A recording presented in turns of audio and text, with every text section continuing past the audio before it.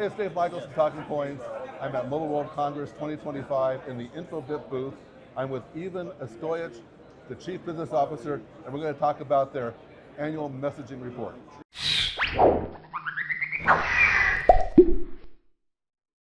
So Ivan, why does Infobip even publish an annual messaging report?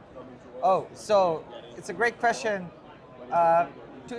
Roughly 2-3 years ago, we realized we're sitting on tons of messages, like 500 billion.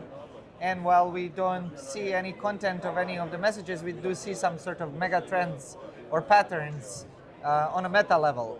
So we thought like, hey, we're seeing some interesting movements in different regions, in different industries, and this would be valuable to share with the world so they can set up their own strategies. So when you say valuable to share with the world, does that mean you're selling this report? Do you have to No, purchase it's free. it? It's free? It's free. Where do I get it? Where do I get it? You can just get it on our website. All right. Infobip Messaging Trends Report. Okay.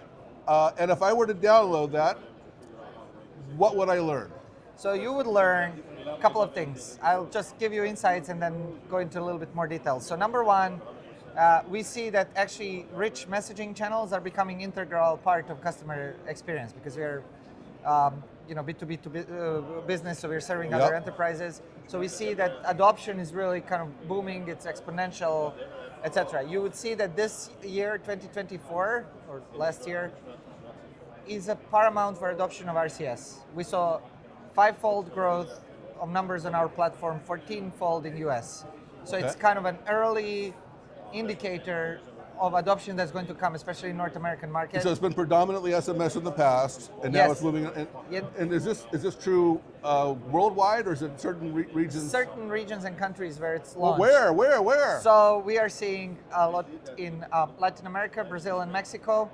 We're seeing huge growth in the United States, and we are seeing growth in certain European countries like Germany, France, Spain, Italy, and so forth. And UK, not to forget, very important market. Can't forget the UK. Now, there's a theme here I keep hearing about, conversational commerce. Is that included in this report? Yes, it's included because that was the other insight I wanted to tell you about. So one is the integration of the rich messaging and seamless customer journey. The other, the use of AI, because we have an AI platform that enables conversational commerce, is actually bigger than what we expected. We were also surprised, especially in some regulated industries like banking. There's more AI bots handling support and so forth.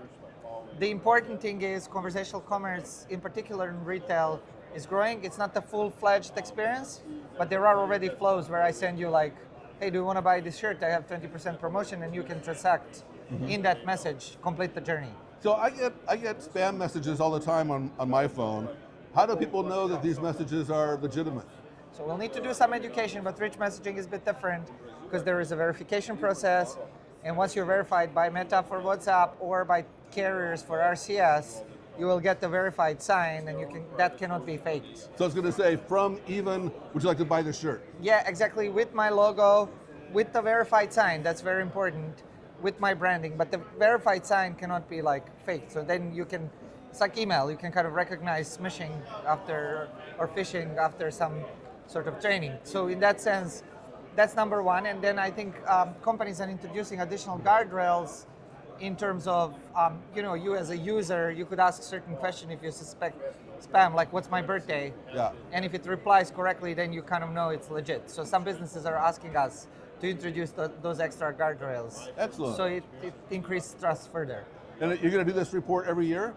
Yeah, we're already doing it for a few years, and we are going to continue. Fantastic. Because the other interesting thing is a bit more nitty-gritty. You can decompose it by vertical, meaning by industry vertical. You can decompose it by region. You can see how is growth in your vertical and region. What are people doing? So it's quite insightful, I would say, on a top level. It tells you about upcoming trends. Fantastic. Thank you so much. Thank you. It was a pleasure talking to you.